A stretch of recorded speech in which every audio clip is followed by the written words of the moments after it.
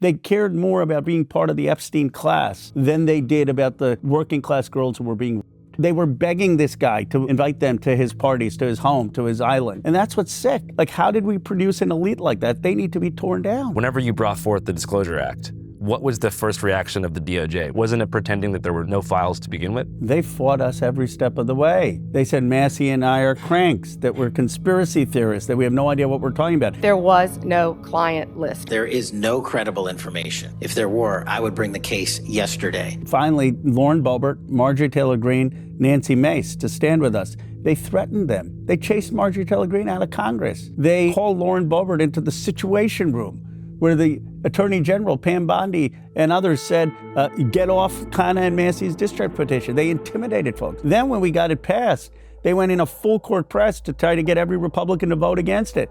And Massey and I had 70 Republicans willing to vote against Donald Trump. He saw the writing on the wall, so he said, okay, I'll sign the bill. Then they tried to get it amended in the Senate. No senator was willing to stand up for these, so they couldn't get it amended. But we fought, we got it passed. So then what did they do? They thought, okay, we'll just do a meaningless dump on December 19th. They'll keep quiet. But we didn't. We said this is total BS.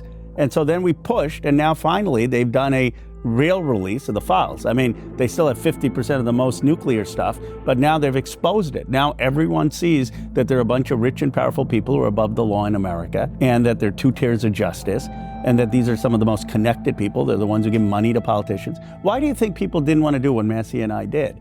Because you're offending the donors in this country. If you want to be in politics, you probably don't want to offend the billionaires. And that's why this thing has been hidden for decades. That's why Democrats and Republicans didn't expose this. Let's just be honest. It wasn't just a Trump thing. There were administration after administration that wanted to protect these people, and they're still protecting some of them.